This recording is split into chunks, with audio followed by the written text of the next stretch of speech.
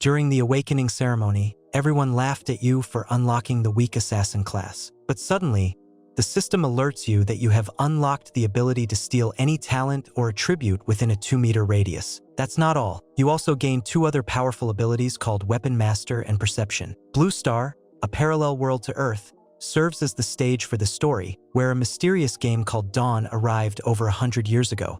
With its arrival, monsters, bosses, and even demons from the game began to pose a constant threat to the world's safety. To survive these dangers, humans were forced to awaken their professions, fight monsters, level up, and grow stronger. At this moment, the awakening ceremony is underway, with hundreds of students gathered, their hearts filled with excitement and determination to awaken unique and powerful professions. Wang Changzi, exuding confidence, steps onto the awakening platform, clenching his fists as he prepares for his profession to be revealed. To everyone's amazement, he awakens the coveted Holy Knight profession, earning a wave of applause. Smirking, he runs a hand through his hair, basking in the glory. However, the instructor interrupts the moment, sternly ordering Wang to step down so others can take their turn. After Wang leaves the stage, the instructor checks the list and calls for Zhou Yi, the protagonist, to place his hand on the awakening crystal. With steady steps, Zhou approaches the crystal and places his palm on it. A surge of dark energy erupts from the crystal, bestowing upon him the assassin profession. As the system panel materializes before him, Zhou's expression remains conflicted, almost disappointed by his assigned class. Among the crowd,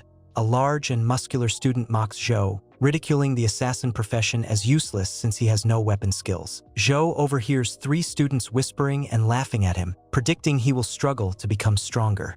At that moment, the system panel shifts, revealing a new ability called Perception, which allows him to expose an opponent's weaknesses. Shortly after, he unlocks another ability, Hand of God, an active skill capable of stealing items, abilities, or attributes from a target. Zhou is shocked by the absurd potential of this power. To complete his awakening, the system grants him a unique passive ability called Weapon Master, allowing him to wield any weapon without restrictions. Excited by his newfound abilities, Zhou envisions himself as an assassin wielding a powerful 2-handed sword. His thoughts return to Hand of God, recognizing it as his trump card for becoming invincible. A teacher approaches him, placing a reassuring hand on his shoulder, encouraging him not to be discouraged by others' opinions. However, Zhou simply nods, genuinely satisfied with his profession. As the bullies continue to mock him, Zhou silently vows to prove them wrong. They follow him around, laughing and taunting, but he remains unwavering, his determination shining through in a confident smile. That night, Zhou lies in bed, his system panel open, customizing his character and setting his alias as Death Star. Knowing that assassin names are often discreet and masked in secrecy, he chooses to keep his original appearance, skipping the customization phase with a simple tap. The system then prompts him to select a starting weapon from a variety of unique choices displayed on the panel. Without hesitation, Zhou selects the 2-handed sword icon, confirming it as his weapon of choice. The system acknowledges his selection, initiating a countdown as he prepares for the novice trial. Moments later, Zhou is teleported from his bedroom to a mountainous landscape, his massive sword strapped to his back. Looking at his outfit, he admits that the design is both practical and impressive. Suddenly, the system issues a warning: the first wave of monsters is about to attack. The atmosphere darkens as goblins emerge from the shadows of the trees, armed with crude clubs, snarling as they charge toward him. With a confident smirk, Zhou grips his sword, eager to test his new abilities against these enemies. As a goblin swings its club at him, Zhou swiftly activates Hand of God, causing the weapon to vanish and reappear in his own hands. The goblin freezes in confusion, staring at its now empty hand, unable to comprehend how its weapon vanished so suddenly. The system informs Zhou that Hand of God steals items, abilities, or attributes at random. Frustrated by the skill's unpredictability, Zhou punches the system panel in irritation. Another goblin lunges at him, roaring with rage, its club raised for an attack. Reacting swiftly, Zhou uses the stolen club to block, deflecting the strike with precision. Activating Perception, he identifies the goblin's weakness. Its head is its most vulnerable point. As the goblin swings its club again, Zhou dodges backward with agility, evading the attack. Seizing the opportunity, he grips the club with both hands and lunges forward, targeting the goblin's exposed head. With a resounding impact, he lands a powerful blow, knocking the creature unconscious. Witnessing this, the The remaining goblins freeze in terror, their jaws dropping in disbelief. Tossing aside the broken club, Zhou faces the rest of the goblins, ready to finish the battle. In a swift and fluid motion, he defeats them using the stolen clubs, gaining experience points and leveling up. Upon checking his skill panel, Zhou realizes that Hand of God becomes even more effective when combined with exclusive assassin abilities. Before he can fully analyze its potential, the system interrupts him with an alert. The second wave of goblins is approaching in overwhelming numbers. Brandishing his two-handed sword, Zhou points it toward the oncoming horde, daring them to advance. With a powerful swing, he unleashes a shockwave, scattering several goblins and sending them flying. In one smooth follow-up motion, he executes a wide arc, eliminating the remaining goblins in a single, decisive strike. After the battle, Zhou examines his stat panel, noting a significant boost in his attributes. His level rises to 2 with his strength at 36, health at 2, mana at 120, and other attributes steadily increasing. As he prepares for the final confrontation, an eerie sound of hooves galloping alerts him. Tightening his grip on his sword, he scans the surroundings. To his surprise, the final boss, a level 10 demon knight with feline features, appears behind him. The menacing figure watches him with sharp, piercing eyes. Zhou's mind races, trying to figure out how the boss had approached unnoticed. The demon knight smirks arrogantly, raising a razor-sharp claw, mockingly dismissing Zhou's weapon as insignificant. Annoyed by her condescending tone, Zhou activates Hand of God and dashes forward at an astonishing speed. Before she can react, Zhou moves past her, positioning himself strategically behind her. The demon knight sneers, claiming that his attack was ineffective. However, her expression quickly shifts to fury when she realizes that her ring is now on Zhou's finger as her rage builds. Zhou feels a chill run down his spine. His Hand of God skill is still on cooldown, and he knows he must buy time. Raising his hand, he examines the ring and casually remarks on its brilliance. To his surprise, the demon knight's anger momentarily wavers, and she unexpectedly blushes, seemingly flattered. Seizing the moment, Zhou boldly proclaims that he acquired the ring with his skill and questions why she insists on getting it back. The cooldown timer for Hand of God ticks down to just a few seconds, as Zhou carefully observes her next move. Enraged by the provocation, the boss enters berserk mode, boosting her attributes by 30%. Zhou remains focused, waiting for the perfect moment, knowing that his skill cooldown has only 1 second left. Suddenly, the boss charges at an incredible speed, her claws slicing through the air and striking Zhou with immense force before he can fully react. Though injured, Zhou smirks internally, satisfied that his plan to lure the boss closer has worked. The boss raises her claws for another fierce attack, but this time, Zhou manages to block the strike with his sword. Seeing her powerful blow stopped by the very weapon she had mocked, the boss hesitates in surprise. Seizing the moment, Zhou activates Hand of God, his hand glowing with a vibrant energy. Channeling the power of his skill, he reaches toward the boss, successfully stealing her ultimate ability. 10 steps, 1 fatal strike. The boss staggers back in shock, realizing that her strongest skill has been stripped away, leaving her unable to use it. In the blink of an eye, Zhou teleports behind her, activating Insight to pinpoint her weakness, just below the nape of her neck. Sensing danger, the boss turns to face him, but Zhou is already prepared for his decisive strike.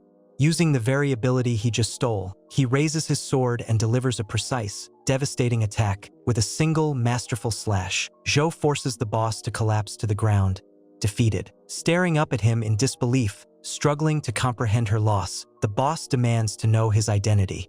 With his eyes glowing with intensity, Zhou boldly declares himself Death Star. As the system announces his victory, Zhou reflects on how much more formidable this boss was compared to the goblins he had previously faced. As a reward for completing the ultimate beginner's challenge, the system grants him the highly coveted Forbidden Treasure Chest. At the same time, a global notification spreads across the game, announcing Zhou's triumph and his exclusive reward, sparking curiosity among players worldwide. Far away, in a sinister place known as the Church of the End, a demon learns of Zhou's victory and erupts into eerie laughter. Delighted, he vows to capture Zhou and use him as a sacrifice to resurrect his Dark Lord.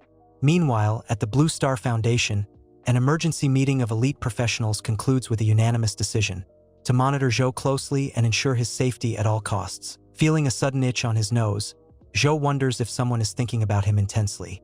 Curiosity piqued, he approaches the Forbidden Treasure Chest, his excitement growing as he anticipates the hidden rewards inside. As he lifts the lid, a dazzling golden light bursts forth, leaving Zhou in awe of the chest's radiant glow and this game world. Treasure chests vary in rarity, from common wooden chests to precious gold and even the incredibly rare diamond chests. But among them all, the most legendary and sought after is the forbidden treasure chest, the very one Zhou has just opened. Inside, he is rewarded with a legendary weapon of unparalleled power, the Sword of Damocles, capable of dealing 400% damage and unleashing electrifying lightning attacks. Holding the legendary sword in his hands, Zhou can't contain his excitement. He grins boldly, declaring that with this weapon, he is now a walking nuclear reactor. Meanwhile, outside Zhou's apartment, a hooded stranger arrives and begins knocking persistently on his door, claiming to be an old friend. Instantly alerted by the system about the visitor's presence, Zhou briefly wonders if it could be his sister. To keep his in-game identity as Death Star a secret, he quickly dismisses the system interface and heads toward the door. Approaching cautiously, he asks the stranger who he is as the knocking grows more forceful.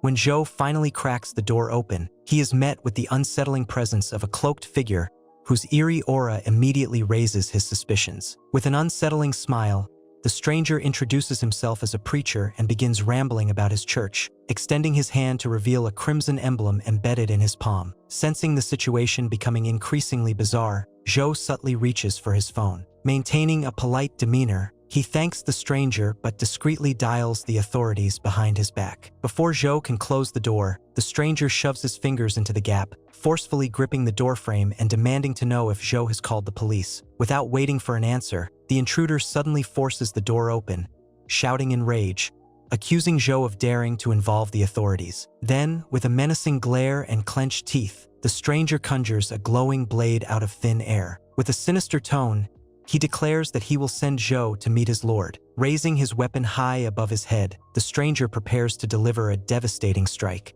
Reacting instinctively, Zhou raises his hand to activate Hand of God, only for the system to coldly inform him that the ability cannot be used against human players. Cursing his bad luck, Zhou dodges just in time as the stranger's blade slices through the air where he had stood moments before. Spotting a kitchen knife near a fruit bowl, Zhou quickly retreats toward it, grabbing the blade as an improvised weapon for self-defense. Focusing intensely, he activates Insight and identifies the stranger's weak point, a vulnerable spot on the right side of his abdomen near the kidney. Using the power of 10 steps, one fatal strike, the ability he had previously stolen, Zhou rapidly maneuvers behind the stranger, positioning himself for an attack. However, before he can act, a dark and sinister aura begins emanating from the intruder, who suddenly enters a berserker state, catching Zhou off guard and filling the air with an overwhelming sense of danger. With his glowing blade humming with ominous energy, the intruder charges toward Zhou at terrifying speed. Holding his knife firmly, Zhou prepares for impact. Just as the stranger's weapon is about to strike, an unexpected object crashes into his head, throwing him off balance. With a heavy thud, the intruder collapses, allowing two law enforcement agents to burst into Zhou's apartment, positioning themselves authoritatively at the doorway. One of the agents, an archer, steps forward calmly and reassures Zhou with a steady voice. Meanwhile, the second agent, a woman, swiftly moves to detain the intruder, securing the situation with practiced efficiency. Overwhelmed by the rapid succession of events, Zhou struggles to catch his breath, sweat dripping as he processes just how close he had come to danger point. 30 minutes later, as the agents prepare to leave, Zhou walks with them to their vehicle.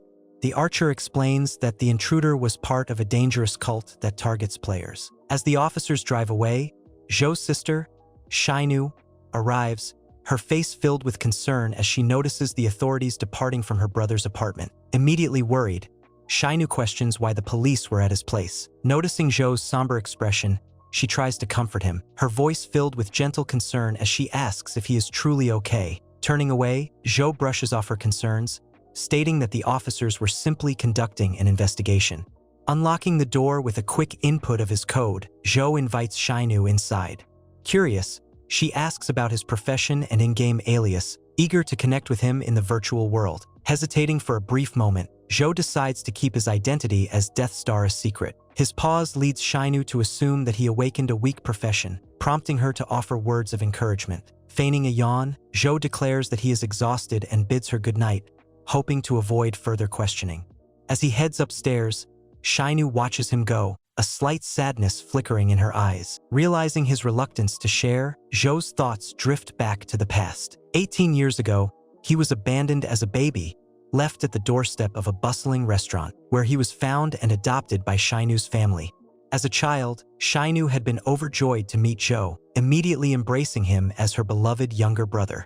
However, their happiness was tragically cut short when their parents passed away unexpectedly, leaving Shinu and Zhou to navigate the world as orphans. Reflecting on the recent attack and fearing for his sister's safety, Zhou decides to keep his true identity a secret to avoid bringing danger to her. Clenching his fists tightly, he makes a solemn promise to himself to become strong enough to protect Shinu from any threat. The next day, Zhou sets out for Manhwa village, determined to accept missions and level up quickly, as he is still only level 3. Alongside completing missions, he also plans to seek out the thief mentor, a renowned figure residing in the village, hoping to learn valuable skills before embarking on his journey. Upon entering a lively tavern, Zhou overhears a boastful blonde drunkard bragging to his friends about being close friends with the legendary Death Star. Amused by the ridiculous lie, Zhou smirks but does not intervene. Moving toward the VIP lounge, he spots the thief mentor reclining with a drink in hand, flanked by 2 women. Without hesitation, Zhou approaches and requests to be taught some of the mentor's skills. However, the mentor, clearly uninterested, lazily presents him with 3 different skill options, instructing Zhou to figure out which suits him best and learn it on his own. As Zhou hesitates, the mentor grows impatient and shouts at him to decide quickly. Finally, Zhou selects stealth as his skill and asks if the mentor has any missions for him. Instead of receiving a mission, he is ridiculed as weak and unceremoniously kicked out. As Zhou makes his way toward the exit, the blonde drunkard, still nearby, suggests that he visit the Wild Wolf Valley for greater challenges. Meanwhile, back in the VIP lounge, the 2 women hand the mentor another mug of ale, showering him with exaggerated praise, causing him to blush in embarrassment. Suddenly, a heavy thud shakes the room, and the sound of a massive wolf's corpse crashing onto the table startles everyone, prompting the women to scream in panic. Now a C-rank fighter, Zhou casually apologizes, claiming the wolf's body had slipped from his hands. The mentor stares in shock at Zhou's rapid progression. Impressed, he advises Zhou to head north of the village for some missions, and Zhou eagerly agrees. Later that day, shrouded in a dark and ominous atmosphere, Zhou arrives at the entrance of an underground dungeon following the mentor's cryptic instructions. Remembering the mentor's words, he wonders if this seemingly simple mission could be far more dangerous than it appears. Ascending a flight of stone steps, Zhou cautiously pushes open the dungeon's heavy doors, only to lose his footing and plummet into what seems like a bottomless abyss as he tumbles headfirst through the vast darkness. The world around him seems endless. Meanwhile, back at the tavern, the thief mentor smirks smugly, revealing that he had intentionally tricked Zhou into accepting one of the most difficult missions. His petty revenge for being challenged. With a thunderous impact, Zhou crashes onto the ground of a desolate, post-apocalyptic-looking battlefield. Groaning from the pain of the fall, he checks the system, which confirms his official entry into the dungeon. Suddenly, a group of wrathful knights, all level 8, materializes before him. The system promptly assigns him an intimidating task: defeat 100 of these knights within 8 hours. Reacting swiftly, Zhou summons the demonic sword of Damocles, raising it high as electrifying energy crackles ominously around him. With a tremendous surge of power, he hurls the sword with immense force, spinning it like a whirlwind toward the approaching enemies. Upon impact, the weapon triggers a massive shockwave, obliterating 10 knights instantly. Satisfied with the sword's devastating power, Zhou continues his assault, rapidly launching the weapon at the knights, causing explosive destruction with each attack. After every explosion, the sword effortlessly returns to Zhou's hand, allowing him to maintain a relentless offensive. Once all the knights are defeated, Zhou safely stores his sword in his inventory and begins inspecting the valuable loot left behind. However, before he can claim his rewards, an ominous presence materializes behind him. Moments later, the dungeon boss, a colossal entity, emerges. With a thunderous voice, the towering boss demands to know if Zhou was responsible for slaying his subordinates. Brandishing an enormous blade, the boss swears vengeance, vowing to make Zhou pay for his actions. Unfazed, Zhou smirks, adopting a combat stance, silently challenging the boss to try and defeat him. Seizing the perfect moment, Zhou activates stealth, eager to test his newly acquired skill. In the blink of an eye, he vanishes, leaving the boss bewildered and momentarily paralyzed. Alarmed by Zhou's sudden disappearance, the boss stands in disbelief, scanning the surroundings in confusion. Meanwhile, Zhou silently reappears behind the boss and swiftly activates Hand of God, skillfully stealing an item from his enemy. With lightning-fast reflexes, he retreats, now holding a mysterious artifact, a mask. The system provides an explanation, revealing that this mask is a unique disguise tool capable of altering the user's appearance and identity in the eyes of others. Realizing that his precious mask has been stolen, the boss erupts into fury, slamming his weapon into the ground in a fit of rage. As he curses, dark smoke and an ominous energy begin radiating from his body, swirling around him like a brewing volcanic storm. Suddenly, the boss's helmet is ejected like a cannonball, and the thick smoke darkens even further, engulfing his upper body in a sinister shroud. Sensing the imminent danger, Zhou instinctively steps back. As the smoke clears, the true form of the boss is revealed. The boss's tentacle-like appendages whip through the air, each tipped with razor-sharp edges, launching relentless attacks in every direction. Zhou skillfully dodges most of the attacks, but one tentacle manages to graze him, dealing minor damage. Recognizing that a prolonged battle would be risky, Zhou formulates a strategy to end the fight quickly. By using Hand of God to turn the tide to lure the boss in, Zhou unleashes a barrage of taunts, mocking the creature and goading him into a blind rage. Enraged, the boss charges, lifting his massive sword high above his head, preparing for a crushing blow. At the precise moment, Hand of God's cooldown ends, and Zhou activates it without hesitation. The skill successfully disarms the boss, making his massive sword vanish and reappear in Zhou's hands.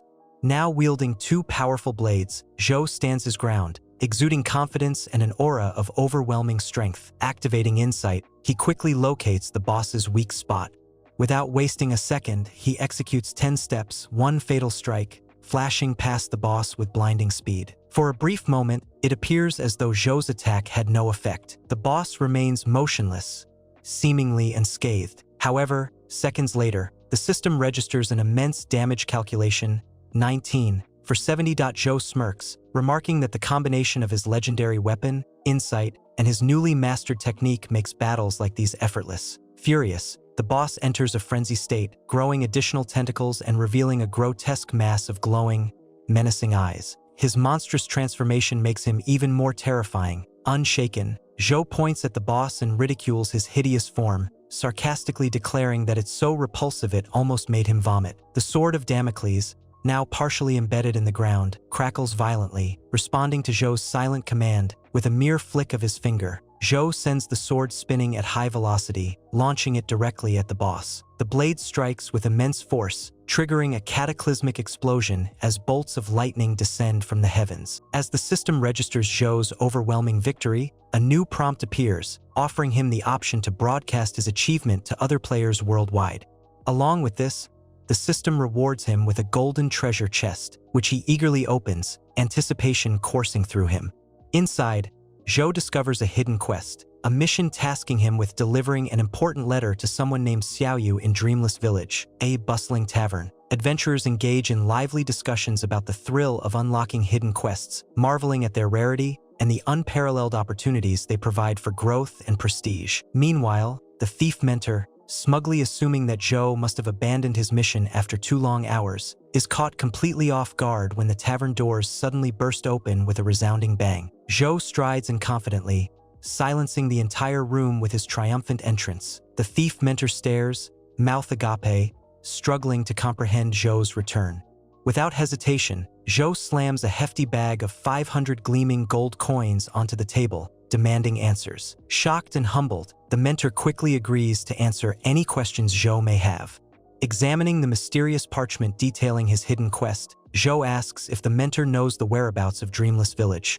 Taking a deep swig from his flask before slamming it onto the table, the mentor reveals that Dreamless Village is now infamously known as the Village of the Dead. Startled by the revelation, Zhou presses for more details, eager to uncover the truth. The mentor explains that just 30 miles west of the starting village, there lies a treacherous tunnel leading to the dungeon of Dreamless Village, a perilous area that manifests each night, swarming with level 25 monsters and a formidable level 30 dungeon boss. Adding an intriguing twist, the mentor describes the dungeon as the labyrinth of choices, where players who make the correct decisions can unlock rare profession-changing items. With an unwavering gaze, Zhou confidently declares his intent to conquer the dungeon, showing no fear of the dangers that await. As he turns to leave, a smirk tugs at the corner of the mentor's lips, watching in silence, clearly thinking that Zhou's decision is utter madness. Later that day, Zhou arrives at the Imperial Black Dragon Pavilion, a majestic and imposing structure towering against the clear blue sky.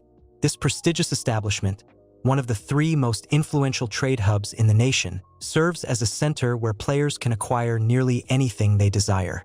To his surprise, Zhou spots his sister Shainu, walking alongside a friend, her presence unsettling him rather than bringing relief. Noticing Zhou, Shainu expresses mild surprise and curiosity, immediately questioning what brought him there.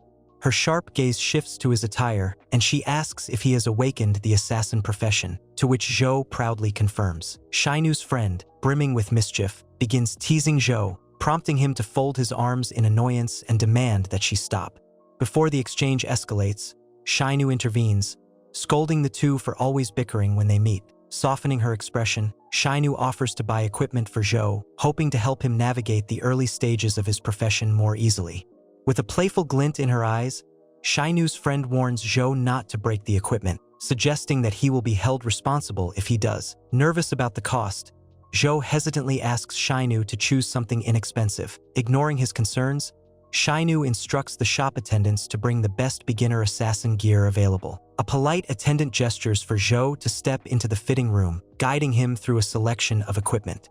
Moments later, Zhou emerges dressed in a star-patterned outfit, a sight that immediately sends Shainu's friend into a fit of laughter. Undeterred, Zhou tries on another set, this time adorned with large floral prints, but the results are equally ridiculous, eliciting more suppressed giggles. Growing increasingly frustrated, Zhou swaps into an elegant blue set, which transforms him into a rock star-like figure, a look that even Shainu's friend struggles to take seriously. After enduring nearly 100 outfit changes, Zhou finally settles on a sophisticated ensemble: a long dragon-embroidered coat, a light blue tunic, black knight's trousers, and hermit's boots. Completely exhausted from the seemingly endless fashion show, he grumbles in frustration while Shainu and her friend admire his final choice. The attendant tallies the cost, revealing an eye-watering total of 189,999 gold coins.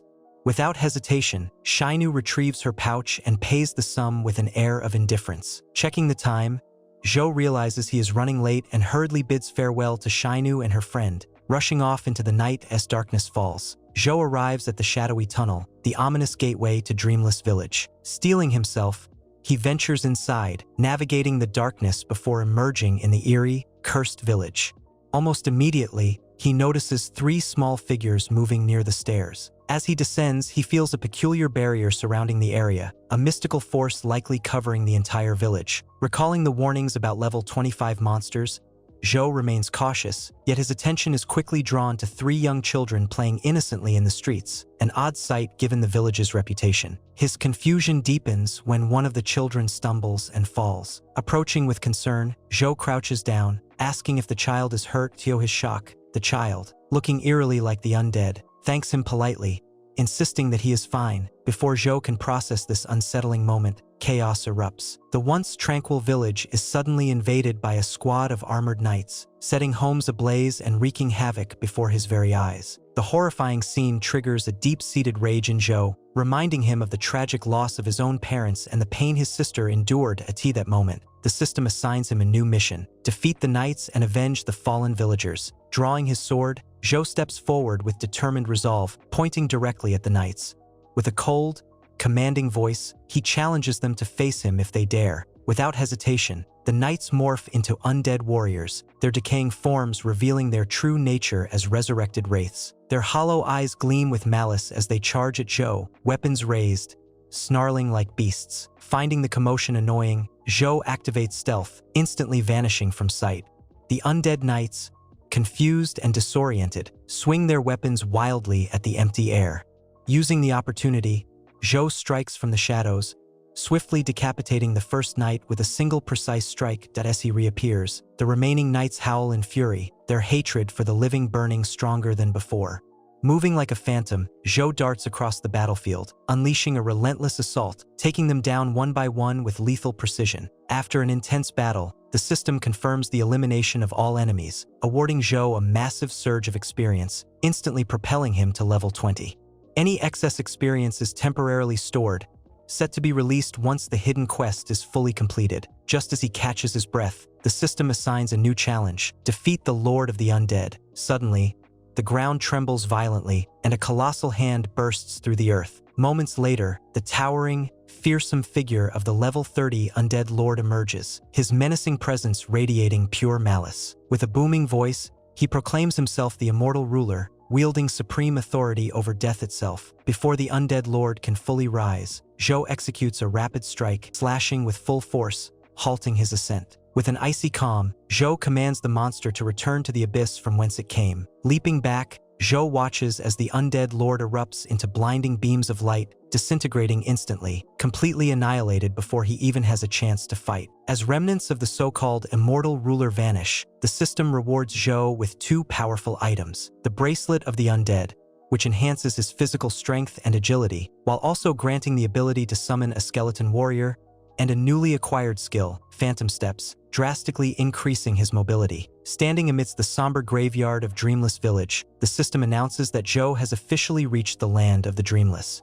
Nearby, he notices a small girl sobbing uncontrollably, her fragile figure trembling in despair. Approaching cautiously, Zhou kneels beside her, his voice gentle as he asks if she is Xiao Yu and if she is all right. The young girl, her tear-streaked face buried in her hands, looks up and confirms her name with a quiet, quivering voice. Relieved, Zhou offers her a warm smile, reassuring her that he has come to save her.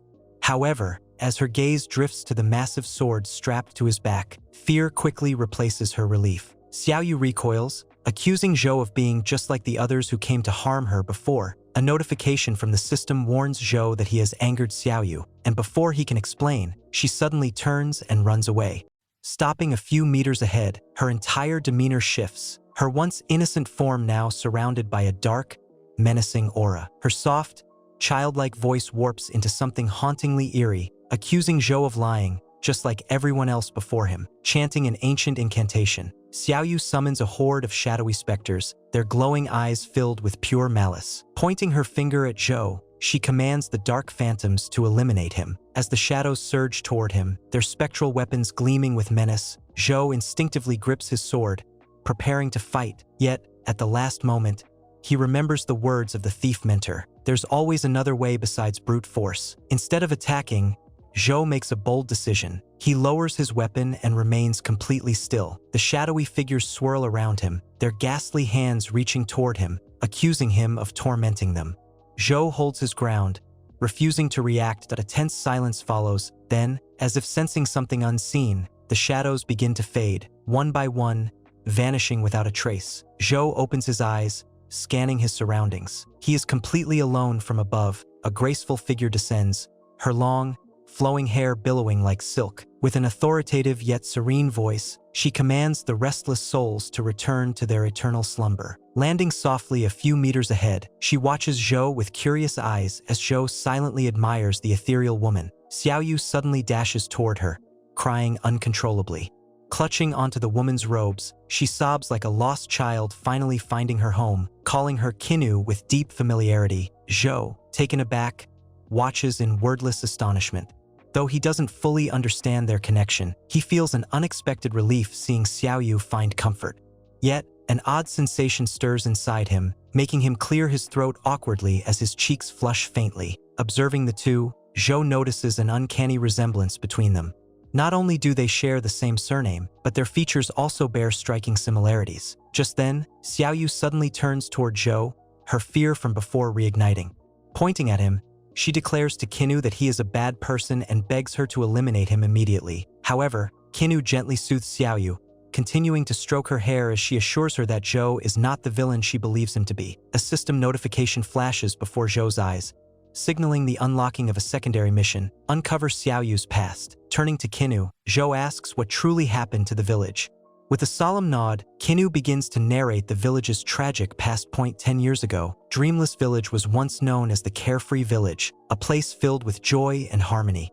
Xiaoyu's family, though not wealthy, lived a life of happiness and laughter. But one day, disaster struck. A group of unconscious knights was discovered near the village. The kind-hearted villagers took them in, tending to their wounds and nursing them back to health, only to discover too late that they were demons in disguise. Zhou, his expression darkening, picks up a fallen helmet from the battlefield, glancing at Kinnu as he asks if these knights are the same ones they had just fought. With grim certainty, Kinnu confirms it. She reveals that the knights, once healed, betrayed their saviors, massacring the entire village. Suddenly, Xiaoyu begins to tremble, tears cascading down her face as she blames herself for everything. Her voice breaks into a heart-wrenching wail, sobbing that it was all her fault. She was the one who begged her parents to save the knights. Kinnu solemnly adds that after the massacre, the village was renamed to Dreamless Village. The souls of the fallen became trapped, unable to pass on due to Xiaoyu's overwhelming guilt and sorrow. A system alert blares in Zhou's mind. Xiaoyu is sinking deeper into despair. Before anyone can act, a terrifying surge of dark energy erupts around Xiaoyu, swirling violently into a shadowy vortex. Kinnu urgently tells Zhou to leave. The system presents him with a choice: attempt to save Xiaoyu with a mere 1% success rate or abandon her to her fate. With each passing second, Xiaoyu's anguish manifests into a destructive force, threatening to consume everything. Kinnu struggles to move forward,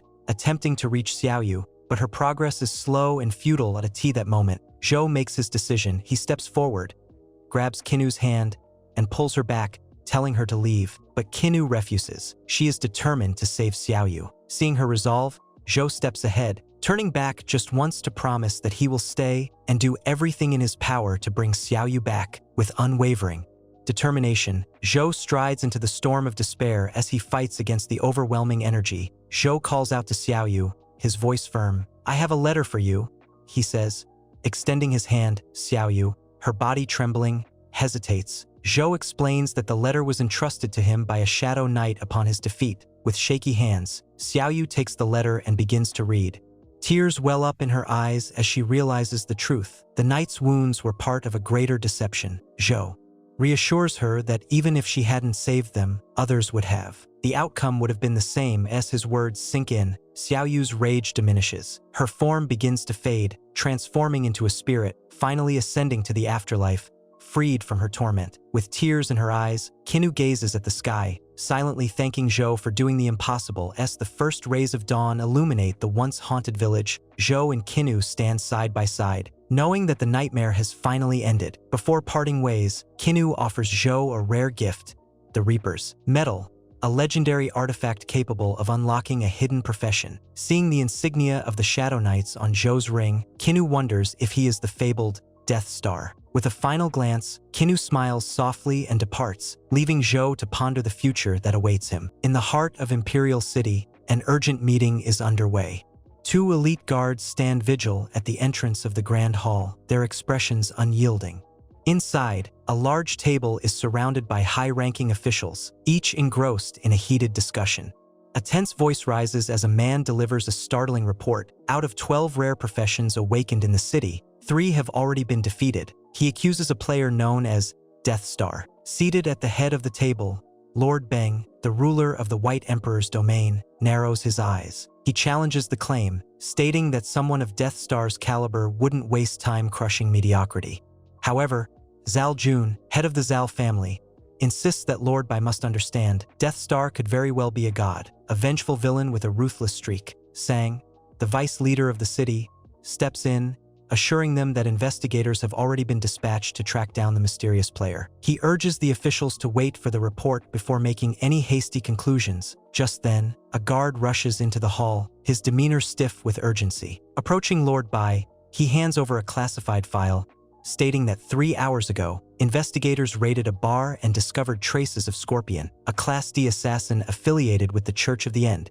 Within the confiscated files, they found something far more concerning. As Lord Bai flips through the documents, his eyes widen in shock. Inside are assassination orders, each listing the names of all the rare class awakeners in the city. Slamming his fist on the table, he commands the guards to immediately warn every awakened individual to stay on high alert. Zong, another official, points to a particular document, the target list of Death Star. However, despite having his name, they have no idea who he truly is. Meanwhile, in his apartment, Zhou sits quietly, staring at the Reaper's medal gifted to him by Kinu, a symbol of her trust and gratitude. He holds it tightly, as if treasuring a precious memory. Just then, Shainu enters, a playful smirk dancing on her lips. Leaning against the doorframe, she teasingly questions Zhou's fascination with the medal.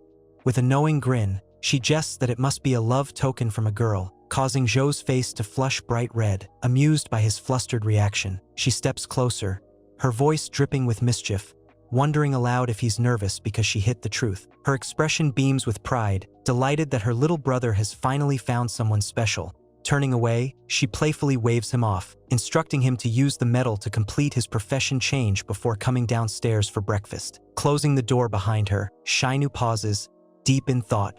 She muses on how quickly time has passed. Zhou awakened not long ago, yet he's already eligible for a profession transfer. Shrugging, she reassures herself that even if Zhou is getting stronger, as his older sister, she will always protect him. Back in his room, Zhou activates the Reaper's medal. A system prompt appears asking if he is ready to undergo his profession transfer. Without hesitation, he confirms. A moment later, the system congratulates him. Zhou has successfully changed professions to Reaper. The effects are instantaneous. Zhou feels a surge of immense power coursing through his veins. His body feels lighter, his 5 senses heighten dramatically, and his strength multiplies to an unprecedented degree. Clenching his fist, Zhou realizes that with a single punch, he could shatter a steel plate.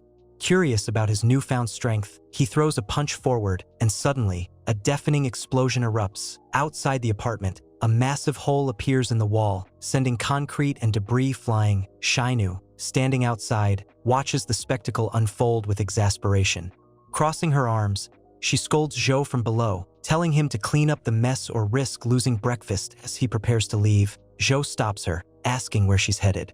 Casually, Shainu replies that she's going to work. Turning his focus back to his statistics, Zhou notices that his intelligence stat is still his lowest attribute. He wonders if his past questionable decisions stemmed from this particular weakness. His inner demon suddenly chimes in mockingly, suggesting that his intelligence was suppressed because his older sister overshadowed his potential. Irritated, Zhou punches the phantom entity, effectively shutting it up. As he inspects his new talent tree, Zhou notices 2 additional abilities, one unlockable at level 25 and the other at level 35. The first, a special Reaper talent, adds 10% of an enemy's HP as additional damage with every strike. Grinning triumphantly, Zhou vows that once he reaches level 35, he will fully embody the role of a Shadow Reaper. Equipping his sword, he dashes out of his room, eager to hunt monsters and level up. However, before he can leave, his inner demon reminds him of something crucial. Shainu specifically told him to clean the house. Groaning, Zhou reluctantly spends the next hour tidying up.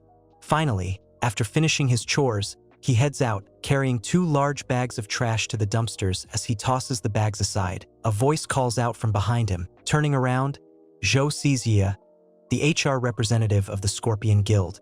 Descending the stairs, she comments on hearing rumors that Zhou awakened as an assassin. She then presents an enticing offer, an invitation to join her guild. Approaching Zhou, Yi eagerly hands him a contract, explaining that as a member of the Scorpion Guild, he would receive immense support in leveling up quickly.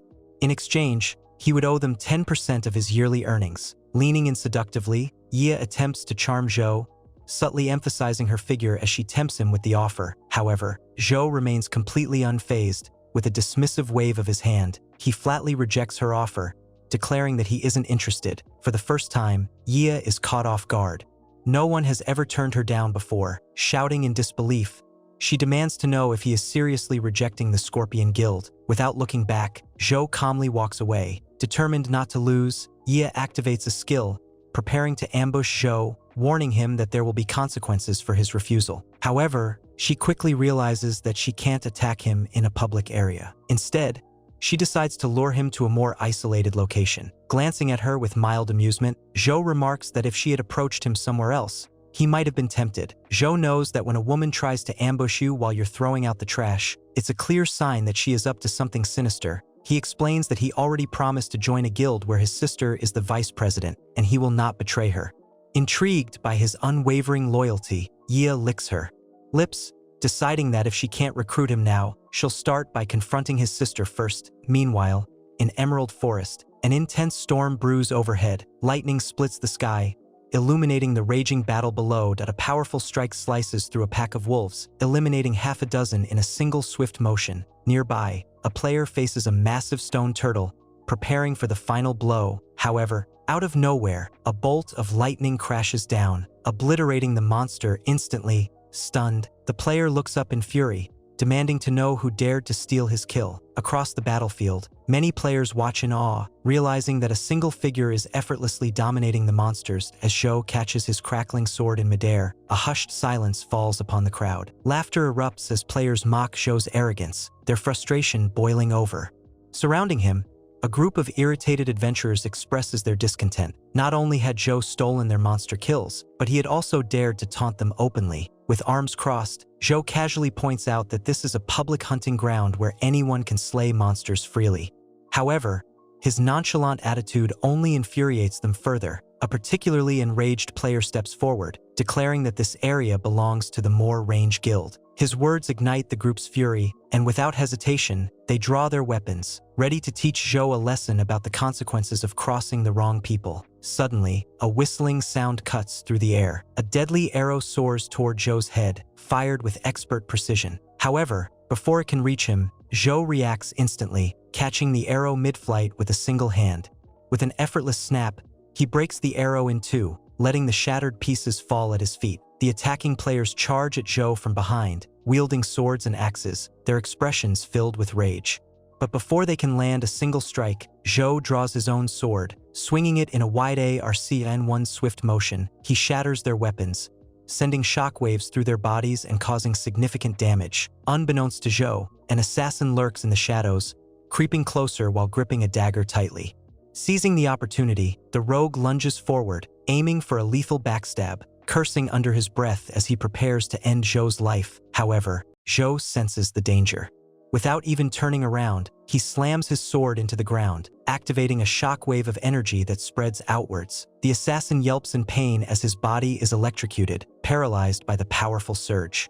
He collapses to the ground, his eyes rolling back in agony. Seeing their comrades defeated with ease, the remaining players drop their weapons and fall to their knees, pleading for mercy. Zhou casually sheathes his sword, watching as the once defiant players now bow before him, promising to leave immediately and never cross paths with him again. Sighing, Zhou agrees to let them go, but only after asking if they know of a location where he can farm experience. Quickly point one of the players, hesitant but cooperative, mentions a rumor about a hidden kingdom deep within the Emerald Forest. With newfound interest, Zhou turns on his heel, instructing the remaining players to vanish from his sight forever. Relieved to have their lives spared, the players repeatedly bow in gratitude before hastily fleeing the scene. As Zhou walks away, a dark smirk creeps onto the face of one of the players who had just begged for mercy. His eyes gleam with malice as he whispers under his breath, vowing to call for reinforcements and seek revenge against Zhou. After a short journey, Zhou arrives at the heart of Emerald Forest, a place known as the Toxic Mist Swamp. Shrouded in perpetual fog, the area is eerily silent,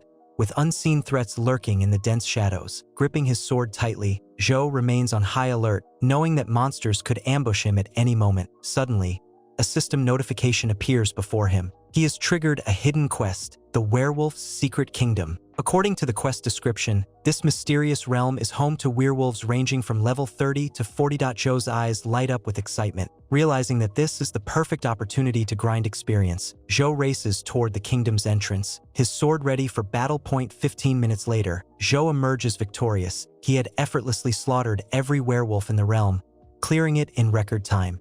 The system congratulates him, presenting him with a special reward package for completing the hidden realm. As the system asks if he would like to view his rewards, Zhou eagerly accepts, his eyes widening in amazement at the items displayed before him. A satisfied grin spreads across his face as he examines his newly acquired treasures. High-quality gear, potent consumables, and rare materials, all of them at level 40+. After storing the loot in his inventory, Zhou takes a moment to rest, seating himself on a large stone. Noticing that his inventory is nearly full, he decides to sort through his items. Planning to discard the weaker ones, he begins by analyzing his weapons, melting down those with mediocre stats for materials. Next, he examines a wolf-hide tunic, unimpressed by its lackluster attributes, and promptly sells it. As he completes his inventory management, Zhou reaches level 31, thanks to the massive experience gained from the werewolves. With his new level, He unlocks a powerful skill, Death Crow, which grants him the ability to transform into a crow, soaring through the sky while gaining enhanced abilities. Before Zhou can fully test his new skill, a group of players suddenly appears behind him. The same player from before has returned, now accompanied by his guild leader and several high-level members. The guild leader, a level 40 warrior, steps forward with an arrogant smirk, declaring that Zhou can still surrender and hand over all his loot to avoid unnecessary trouble. However, Zhou remains unfazed. With a calm but confident tone, he admits that he expected this retaliation the moment he spared the player earlier. The guild leader glances sideways at the bald player, narrowing his cold, piercing eyes without warning. He grasps the bald player's head, his grip tightening. The bald player yelps in terror, his body trembling as his energy is drained. The leader's eyes glint with amusement as he questions why they share the same hairstyle. A sinister aura engulfs the bald player, and within moments, his appearance shifts. His body now a skeletal, hollow shell. Turning his gaze back to Zhou, the leader demands that he hand over the teleportation pearl from the werewolf kingdom. Watching the guild leader's display of dominance, Zhou pauses, momentarily surprised. Surrounding him, the guild members tighten their formation, ensuring there's no escape. Zhou studies the group, pondering whether he should test his newly unlocked flight ability on them without warning. He activates Death Crow, his form shifting into a sleek black raven before launching into the sky at blinding speed. The players below gasp in confusion, their leader barking commands for them to search the skies. As Zhou soars above the treetops, he decides to experiment with his aerial abilities. Testing his enhanced vision, he quickly spots the leader's weakness, a hidden vulnerability beneath his gloves. Smirking, Zhou activates God's Hand, stealing the leader's signature ability,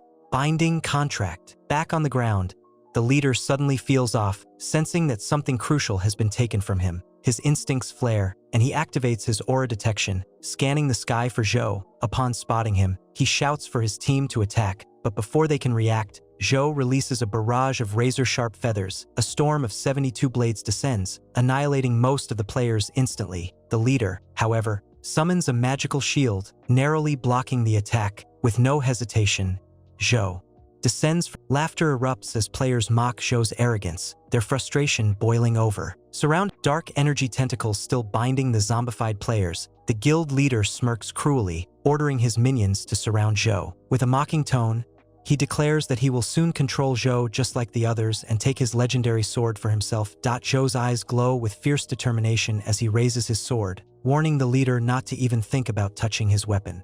Without hesitation, Zhou activates the teleportation pearl from the secret kingdom, opening a shimmering portal behind him. Seeing Zhou vanish into the portal, the leader roars in frustration, commanding his undead minions to pursue him. They charge forward, determined to capture their prey. As the leader steps into the portal, he emerges into a new battlefield. Standing before him is a massive pack of werewolves, their glowing eyes fixed on the intruders. Zhou stands calmly amidst the imposing beasts, as if completely unafraid. The guild leader scoffs, mocking Zhou's decision to fight against ferocious werewolves rather than submit and hand over his sword. From the shadows, the werewolf king emerges, baring his fangs as he declares that any human who dares trespass into his domain will pay the ultimate price. Zhou analyzes the werewolf king's stats, quickly realizing that he is a formidable opponent. Without wasting time, Zhou activates the Binding Contract ability he stole from the guild leader, attempting to enslave the werewolf king. The contract succeeds. The werewolf king's fierce expression softens as he lowers his head in submission, along with the entire werewolf pack. Bowing deeply, the king addresses Zhou as his master, awaiting orders. With a cold smirk, Zhou raises his hand and points at the guild leader and his men. Teach them a lesson they won't forget. The werewolves howl in unison before rushing forward with terrifying speed. The guild leader stands frozen, his mind struggling to comprehend what just happened. Above the battlefield, Zhou transforms into a crow, soaring into the sky as the werewolves brutally tear through his enemies. From above, Zhou activates his feather barrage, unleashing a storm of razor-sharp projectiles upon the guild members. Desperate to escape, the guild leader stumbles over a tree root, falling flat on his face. The pack closes in on him. He frantically pleads for mercy, offering Zhou all his valuable items in exchange for his life. Descending gracefully, Zhou lands on the broad shoulders of the werewolf king, his legendary sword crackling with energy. The guild leader's eyes widen in pure terror as shadowy lightning erupts from Zhou's blade, obliterating him in a single devastating strike. As the werewolves finish off the remaining enemies, Zhou casually sheathes his sword, commenting coldly that the guild leader only reaped the punishment he had sown. With the battle settled, Zhou steps through the portal, leaving behind the defeated guild and emerging seconds later into the dark corners of the city. Wearing his disguise mask, Zhou ensures that his appearance and name remain hidden. He quickly updates his system alias, choosing the new pseudonym, "Don't Mess with Crows." The system confirms the alias change, successfully concealing his true identity. Satisfied, Zhou decides to head home, avoiding any further trouble for the night. As he walks through the dimly lit streets, his attention is drawn to a familiar figure. It's Yi. She appears to be sweet-talking a young player with a rare profession, attempting to recruit him into her guild. Curious, Zhou quietly transforms into a crow, taking to the sky to observe her from above. After some time, Yi bids farewell to the young recruit, telling him to contact her later if he changes his mind. As she disappears into a secluded alley, Zhou follows silently, intrigued by her true intentions. Moving deeper into the shadows, Yi removes her cloak, revealing an intricate scorpion tattoo across her back. Zhou's eyes narrow in suspicion. A cough accidentally escapes his throat. Hearing the sudden noise, Yi whips around cautiously, scanning her surroundings. She demands to know who dares spy on her. Her assassin instincts, sharp and alert. Seeing no one, she hesitates before returning her focus to dressing herself. Yet her instincts scream that someone is still watching. Now certain of Yi's true identity as an elite assassin, Zhou feels a mix of curiosity and wariness. Moments later, Yi completes her transformation, her attire now reflecting her status as a peak-level assassin, confirmed by the system as a level 42nd class assassin. Disguised once again, she exits the alleyway, unaware that Zhou is still tracking her from above. As she walks through the city, her transmitter beeps, signaling a response from the young player she had just recruited. Answering a video call, the girl, mewling, expresses her interest in joining the Scorpion Guild. Yi, delighted, arranges to meet her immediately. Observing from above, Zhou watches as Yi smirks, clearly pleased with how easily she lured the girl in. Later that evening, Zhou arrives at the Yanming Specialty Hotel, just in time to witness a horrifying sight. Mewling's lifeless body collapses onto the floor, her vitality completely drained. Licking her fingers with a sinister grin, Yi coldly mutters that there are too many rare-class players in the world and that some must be eliminated to maintain balance. Slamming the door shut behind her, she walks away, unfazed by the life she just took. Watching from a nearby window, Zhou's blood runs cold as he pieces together Yi's sinister scheme. Realization dawns. He could have been one of her targets. Surge of panic floods Zhou's mind as he quickly grabs his phone, frantically dialing a number he must warn his sister. Meanwhile, in a peaceful hot spring resort, Shu, Zhou's sister, relaxes with her friends as they enjoy the warm water. Shu's phone suddenly buzzes, startling both girls. Xiaoyu pouts, playfully grabbing Shu's arm, insisting that she ignore the call and focus on relaxing. Shu glances at the screen, noticing it's a call from Zhou. Before she can answer, Xiaoyu interrupts, teasingly complaining that Zhou always clings to his sister. With a mischievous glint in her eye, Xiaoyu declares that since it's her birthday, she won't allow Shu to be distracted by anything or anyone. Smirking, Shu leans in close, gently tracing Xiaoyu's lips, and asks why she sounds so jealous of her brother. The two girls giggle, completely unaware of the danger looming. Back in the city, Zhou clenches his jaw, only hearing silence on the other end of the line. Determined to protect his sister, he takes flight, relentlessly pursuing Yi as she speeds away in a luxury car. His pursuit leads him to the wealthiest district of the White Emperor City. From above, he spies on Yi as she meets a strange-looking man with an erratic and restless demeanor. Seated inside a lavish suite,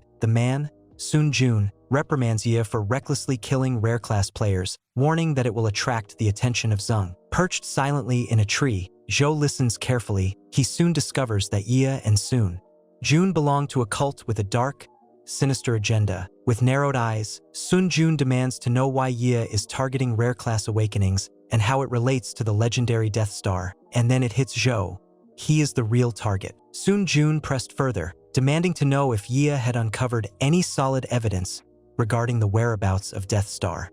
With a sly smile, Yi retrieved a photo of Zhou and placed it on the table, confidently asserting that she had finally identified the elusive Death Star. From his hidden vantage point, Zhou felt a wave of shock and disbelief. He couldn't comprehend how Yi had uncovered his true identity. Sun Jun examined the photo with a skeptical expression, scoffing at the notion that someone as unassuming as Zhou could be the feared Death Star.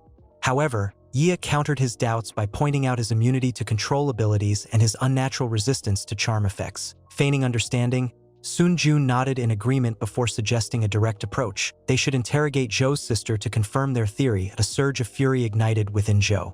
The mere thought of his sister being harmed sent a fiery determination coursing through him. Just as Zhou was about to strike, a violent attack smashed into the tree he was perched on, forcing him to launch into the air to avoid the impact. Below, Yi stood poised for battle, her gaze burning with suspicion as she declared that the crow had been following her for some time. Sun Jun seized the opportunity, raising his hand subtly and activating his tower shield ability, summoning a luminous barrier that isolated him and Yi within a combat zone. Nearby, two patrolling guards heard the commotion but quickly dismissed the noise as insignificant, unaware of the battle unfolding beyond their reach. The tower shield was an extraordinary ability, creating an impenetrable battleground where outside interference was impossible. Once activated, its effects would last for 30 minutes, ensuring that the fight remained uninterrupted. With weapons drawn, Yi demanded an explanation for Sun Jun's sudden betrayal. However, he responded without hesitation, stating that his only interest was in acquiring the forbidden chest, not in working with the Church of the End. A cunning smirk spread across Yi's face as she activated a special ability, taunting Sun Jun by questioning how he could possibly hope to defeat her as the battle erupted into chaos. Zhou silently retreated to a safer distance, knowing that getting caught in the crossfire would be disastrous. Yi unleashed a devastating attack, but Sun Jun countered with his golden body ability, transforming into an impenetrable form to absorb the impact. Dark energy crackled in Yi's hands as she channeled another deadly strike. Using her assassin techniques, she summoned multiple clones, each one brandishing deadly daggers as they rushed towards Sun Jun with gritted teeth. Sun Jun slammed his foot into the ground, sending powerful shockwaves rippling outward, shattering the terrain and disrupting Yi's clones. She leapt gracefully, avoiding the devastation with agile precision. From a safe distance, Zhou watched with a calculating gaze, acknowledging Yi's impressive combat skills as she landed lightly. Sun Jun, now wielding a massive sword, charged forward with a predatory grin. Yi, undeterred, rushed to meet him head-on, her daggers gleaming as she gripped them tightly. Their weapons clashed in a dazzling display of skill and ferocity, sending sparks flying in every direction. Each strike was a test of precision and tenacity, with neither combatant giving an inch. Yi relentlessly pressed her assault, attempting to pierce through Sun Jun's defenses. But in a sudden counterattack, Sun Jun snatched her out of midair, crushing her momentum. Recognizing his opportunity, Zhou intervened, unleashing a storm of 72 razor-sharp feathers, targeting both combatants. Sun Jun staggered, momentarily confused by the unexpected assault. One single feather struck Yi directly, activating a paralysis effect that immobilized her for 10 crucial seconds. Seeing Yi completely frozen, Sun Jun's eyes gleamed with a malicious grin as he raised his sword, preparing to strike her down. His blade slashed across Yi's armor, triggering its protective enchantment, but reducing its durability by 50% in an instant. As the paralysis effect wore off, Yi regained control, grabbing Sun Jun's sword with her bare hand, her eyes blazing with defiance. Point-blank range, she counterattacked viciously, driving her dagger deep into Sun Jun's armor, knocking him backward. Hovering above them, Zhou watched, fascinated by Yi's sheer speed and raw power. Yi accused Sun Jun of espionage, demanding to know how long he had been plotting against the church. With a furious glare, Sun Jun retorted that he had no choice but to cooperate, as the church had threatened the safety of the Xia family's descendants. From above, Zhou pieced together the misunderstanding. Yi mistakenly believed the crow was Sun Jun's pet. Smirking, Yi declared her intention to use her charm ability, claiming that she would now control the crow. Sun Jun, amused, reminded her that her charm abilities only worked on indifferent players. Unfazed, Yi insisted that she had no interest in charming Sun Jun but intended to control the crow instead. Zhou pretended to be affected, feigning submission. Believing she had gained control over him, Yi commanded Zhou to attack Sun Jun obediently. Zhou unleashed another volley of feathers, which Sun Jun barely managed to block. However, one feather pierced through his defenses, immobilizing him for another 10 seconds. Seizing the opening, Yi lunged forward, her daggers striking Sun Jun's armor again, reducing its durability by another 30%. In a sudden shift, Zhou soared higher into the air before launching another barrage of feathers, this time targeting Yi directly, forcing her to dodge in confusion. Realizing the crow had betrayed her, Yi's eyes flashed with shock. Sun Jun, regaining control, mocked her for relying on an ineffective charm ability, knowing it would never work on anything other than players. Undeterred, Yi and Sun Jun clashed once more, both determined to emerge victorious. From above, Zhou calmly analyzed the battlefield, resolute in his decision to eliminate both opponents. Releasing another cascade of feathers, he prepared to end the fight. Meanwhile, at the Zhao family estate, Lord Bai arrived in a hurry, requesting an urgent audience with Elder Zhao. A caretaker informed him that Elder Zhao was currently occupied, but before their conversation could continue, the ground trembled violently. Both men turned their heads in shock, witnessing a massive pillar of white light erupting into the sky from the forest, its brilliance illuminating the battlefield below. Back in the midst of battle, Sun Jun and Yi refused to back down, both locked in an unrelenting struggle. Zhou seized the opportunity, transforming back into his human form mid-air, gripping his sword tightly, and activating a skill that amplified his attack power. Still paralyzed from Zhou's previous strike, both Sun Jun and Yi were left completely defenseless as Zhou descended from above, his blade radiating with overwhelming force. With a single devastating slash, Zhou unleashed a catastrophic explosion, obliterating the battlefield below. As the dust settled, a massive crater was left in his wake. Pulling his mask lower, Zhou peered into the abyss, wondering if his opponents had survived. Clinging to the edge of the shattered ground, Sun Jun barely held on, his body battered and gravely wounded. A realization dawned upon him. No ordinary player could unleash such devastating power. His eyes widened in horror as he finally understood the truth. Death Star was far beyond anything he had ever imagined. Zhou moved swiftly, determined to expose Yi for what she truly was. With his sword aimed directly at her, he revealed her identity as the venomous scorpion, the one responsible for eliminating 3 rare-class players. Turning his gaze towards Sun Jun, Lord Bai demanded an explanation for Yi's presence and questioned his connection to her. Sun Jun, now collapsing from exhaustion, pleaded for forgiveness, admitting that his greed had led him to ally with the wrong people. Lord Bai then shifted his focus back to Yi, his expression cold and unyielding. He asked if she had anything to say in her defense. With a calculated smirk, Yi calmly admitted her guilt, taking full responsibility for targeting rare-class players, without the slightest hint of remorse. Before anyone could react, Yi activated the Void Seal, a high-level teleportation ability that instantly transported her to a safe location. Realizing her attempted escape, Lord Bai quickly conjured explosive void spheres, aiming to trap her within his containment field. As the spheres detonated with immense force, Zhou took advantage of the chaos, transforming back into his crow form and vanishing into the night sky. Watching Zhou disappear in an instant, both Lord Bai and Sun Jun were left stunned. Meanwhile, Yi reappeared in a dimly lit alley, her frustration palpable as she cursed her pursuers for interfering in her plans. Just as she tried to regain her composure, she noticed a shadow in the shape of a bird cast on the ground beneath a street lamp. Alarmed, she spun around, only to find Zhou perched above her, his piercing gaze locked onto her. Shocked, Yi demanded to know why Zhou was relentlessly pursuing her and questioned if he was working with Sun Jun. With an icy stare, Zhou wordlessly launched a barrage of enchanted feathers at her, forcing her to flee once more. Back at Zhou's apartment, his sister, Xinyu, sat at the dining table half asleep, staring at 3 untouched meals, murmuring to herself. She wondered why Zhou hadn't returned home yet. A sudden knock at the door snapped her out of her thoughts, and, thinking it might be Zhou, she rose to answer. The moment she opened the door, Zhou collapsed against her, knocking her to the floor as he lost consciousness from exhaustion. That night, Zhou was tormented by a vivid nightmare that a shadowy villain forced him to make an impossible choice: save his sister or Kinu. Desperate, Zhou screamed that he refused to abandon either of them, charging forward with anguish painted across his face. Still trapped in his nightmare, Zhou unintentionally sleepwalked into Kinu's room, startling her awake. With a mix of confusion and annoyance, Kinu assumed he was trying to take advantage of her. Before Zhou could even explain himself, Xinyu burst into the room, immediately jumping to conclusions. With her arms crossed, she ordered them both to head downstairs for breakfast, completely misinterpreting the situation. Unaware of the tension, Xiaoyu watched the scene unfold with amusement, feeling triumphant as she believed the two were growing closer. With exasperated expressions, Zhou and Kinu exchanged a silent glare, both visibly irritated by the misunderstanding. As they all sat down at the dining table, Kinu curiously asked Zhou why he had returned home so late. Rather than answering, Zhou countered with his own question.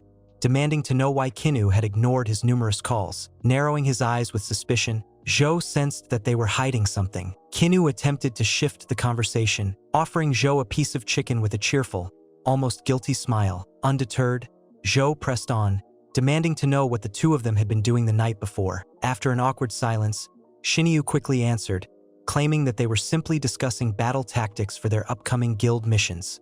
Not fully convinced, Zhou continued his questioning, asking what kind of dungeon required them to strategize all night at that moment. Both Xinyu and Kinu spoke at the same time, revealing the name of the mysterious domain. Shadow of the Black Sun. Kinu explained that Shadow of the Black Sun was an exceptionally massive secret dungeon, 5 times the size of normal ones, filled with formidable monsters and ruled by a level 45 boss. Xiaoyu then chimed in, adding that survivors believed the boss known as the Corpse King was merely a disguise for an even greater threat. Intrigued, Zhou asked if this meant a hidden boss existed within the dungeon and whether the rewards remained unclaimed. Realizing his growing interest, Kinu sternly warned Zhou not to entertain any reckless ideas about entering the dangerous dungeon. As Zhou tried to argue, Kinu ruffled his hair playfully, calling him reckless while promising to bring back treasures for him instead. Xinyu, on the other hand, mocked the idea, declaring that she would never allow hard-earned loot to go to someone as immature as Zhou. Ignoring their bickering, Zhou locked onto the idea of entering Shadow of the Black Sun, silently vowing to claim its hidden treasures and uncover its secrets. Meanwhile, in Sun Jun's private office, a mysterious hooded figure known as Scorpion appeared behind him, delivering a grim message. Yi had been defeated, leaving her position vacant. Upon hearing this, Sun Jun froze in disbelief, his expression paling as fear gripped him. Rising from his chair and throwing on his coat, Sun Jun demanded an explanation as to how Yi could have been defeated, considering she had previously escaped unharmed. With a sinister smirk, Scorpion revealed that the culprit was an unknown but immensely powerful individual, someone capable of shattering the defenses of the Void Seal. In one swift motion, Scorpion prepared to leave, but before disappearing, he promised to contact Sun Jun if future targets were located. Alone in the dimly lit office, Sun Jun clenched his fists, his mind struggling to process the shocking reality. Yi was gone. Rage erupted from within him as he slammed his fists against his desk, his face contorted with fury. Convinced that the masked swordsman responsible for the crater was also behind Yi's defeat, he made a decisive vow. He would find and eliminate him. At that moment, the office door burst open, and Xia Ziming, Sun Jun's eldest son, stormed in with a severe expression. Ziming warned that despite the Xia family's distant ties to both the lord of the city and the church, the threat of the masked swordsman remained too great to ignore. Frustrated beyond reason, Sun Jun roared in anger, veins bulging in fury as he ordered Ziming to gather their forces. Their mission: find the man who could transform into a crow and eliminate him. Deep within the treacherous shadow of the Black Sun dungeon, Kinu fought ferociously, battling against swarms of terrifying monsters. Beside her, Xiaoyu summoned a massive torrent of water, sweeping away several creatures with a spiraling surge. However, her expression shifted to concern when she saw Kinu take a devastating hit from a monstrous foe, slamming her into the jagged ground. Without hesitation, Xiaoyu unleashed another powerful wave, pushing the monsters away from Kinu. Just then, a masked warrior appeared, moving with deadly precision. With a single, fluid slash of his blade, he eliminated the remaining creatures that threatened Kinu. Observing him closely, Kinu was confused. She had no idea who he was. Zhou, now disguised, realized that Kinu didn't recognize him. A smile formed on her lips, impressed by the warrior's strength, secretly wondering if she could convince him to train her brother. Before she could say anything, Xiaoyu rushed to Kinu's side, her voice frantic with concern. Just then, a notification appeared before Zhou. A player named Little Witch had transferred 999,999 gold coins to him. Shocked by the unbelievable generosity, Zhou hesitated, unsure if he should accept. As he moved past Kinu, their eyes locked for a brief moment. For a fleeting moment, Kinu found herself captivated by the familiar gaze of the masked warrior. But before she could dwell on the thought, Zhou swiftly pulled her behind him as the ground trembled beneath the approach of hundreds of monstrous figures in the distance. Xiaoyu cried out in panic, warning Kinu to stay alert as the monstrous horde charged forward with relentless ferocity. Zhou's eyes gleamed with an electric intensity as he raised his gleaming blade, preparing to unleash the devastating technique known as 10 steps. One fatal strike, a colossal dome of explosive energy manifested instantly, consuming the monsters in a blinding wave of destruction. As the dust settled, Xiaoyu approached Zhou, thanking him for saving Qinu, while reminding him that the gold coins she had sent earlier were merely a token of appreciation. Humbled, Zhou expressed his gratitude but insisted that the amount was far too generous for his liking. Before he could say anything further, Xiaoyu abruptly grabbed Qinu by the arm, dragging her away, determined to distance her from Zhou's lingering presence. Qinu protested, confused, insisting that they should at least learn the stranger's name, but Xiaoyu adamantly refused. Left alone, Zhou decided to explore deeper within shadow of the Black Sun, launching himself into the air in a swift acrobatic motion and disappearing into the depths of the dungeon. Elsewhere, in Zone B of Shadow of the Black Sun, a group of adventurers found themselves cornered by a relentless horde of monsters. Forced into a tight space, the knights raised their shields, trying to hold back the advancing creatures. Some suggested a strategic retreat, but Ziming refused. His pride burned fiercely, and he declared that the mission was far from over. With a commanding gesture, Ziming channeled his power, unleashing a crackling arc of energy that struck a nearby monster, obliterating it instantly. One of the knights, struggling to keep the monsters at bay, questioned how they would even find scouts to map the dungeon's complex terrain. Ziming responded with a bold suggestion: they would borrow scouts from a rival guild, a strategy that his allies quickly agreed. As the monstrous horde closed in, Ziming unleashed a barrage of radiant blade rings, slicing through the wave of enemies with sheer power. Above them, Zhou, in his crow form, soared silently, his keen eyes focused on Ziming's group struggling below. Without hesitation, Zhou unleashed a storm of hundreds of radiant feathers, raining down like meteoric projectiles upon the battlefield. The feathers paralyzed dozens of monsters, immobilizing them for 10 crucial seconds, shifting the tide of battle. A monster lunged toward Ziming, moments away from striking, but a single feather immobilized it, leaving Ziming utterly stunned. Then, Zhou activated Celestial Barrier, a legendary skill that sealed the battlefield completely, cutting off all escape routes. A massive dome of crackling energy descended upon the battlefield, trapping both the monsters and the adventurers inside. Shocked, Ziming stared in disbelief, realizing that the mysterious masked warrior possessed magical abilities as well. Wasting no time, Zhou summoned cadaveric flames, unleashing a torrential inferno upon the trapped enemies. A merciless storm of hellfire engulfed the creatures. Ziming's mind raced, confirming that the powerful crow was, without a doubt, the masked swordsman his father had ordered him to eliminate. When the barrier finally dissipated, Zhou flew toward a nearby tree, landing gracefully on a high branch. Seizing the moment, Ziming cautiously approached, offering an alliance, promising Zhou a place in his guild to conquer Shadow of the Black Sun together. Without hesitation, Zhou declined, his voice firm and unwavering, making it clear he had no interest in working with anyone. Determined to sway him, Ziming increased his offer, promising a generous reward of 200,000 gold coins if Zhou agreed to join their ranks. Before Zhou could respond, dark clouds churned ominously behind him, crackling with an eerie energy, forcing him to leap from branch to branch, quickly ascending to the sky. Zhou soared above the impending storm. The ring in his possession began to radiate an intense heat, glowing ominously from out of nowhere. A colossal palm materialized, lunging toward him with terrifying speed. Reacting swiftly, Zhou veered off at the last possible second, narrowly avoiding the crushing blow. Looking back, he spotted a dark void hovering in the sky nearby. The ground trembled violently as the massive palm struck, leaving behind a gaping crater, a testament to its overwhelming power. Approaching the void, Zhou received a system notification, instructing him to present the ring to awaken the final boss. Following the prompt, Zhou raised the ring, triggering a dark reaction within the void. From its depths, Suya, the queen of the Black Sun, emerged, a level 50 entity wielding a fearsome blade. Her piercing gaze locked onto Zhou as she raised her hand, channeling shadow energy into a deadly attack known as Celestial Fire. With a swift motion, she unleashed a cascading inferno, each wave surging toward Zhou with terrifying precision. Zhou maneuvered expertly through the hellfire, dodging with acrobatic finesse while simultaneously launching razor-sharp feathers to divert her focus. Closing the distance with lightning speed, Zhou seized the moment to activate Hand of God. A sinister realization dawned upon the queen as she realized something had been stolen from her. Her voice erupted in rage, demanding to know what Zhou had taken, just as she unleashed another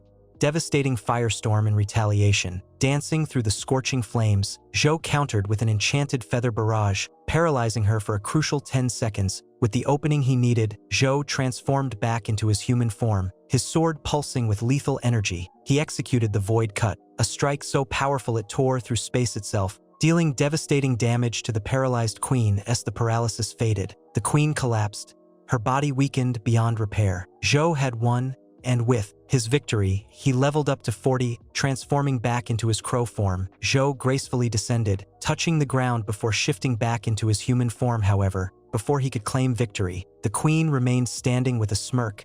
She declared her immunity, revealing that she was protected by the blessing of the Aurora, which prevented her from being destroyed. She demanded that Zhou hand over the ring, her voice laced with undeniable authority. Zhou questioned if that was a threat, too, which she responded with an unwavering gaze without hesitation. Zhou invoked luminous chains, infused with ethereal energy, binding the queen in an unbreakable hold. Sensing danger, the queen hesitated, a rare flicker of fear crossing her expression.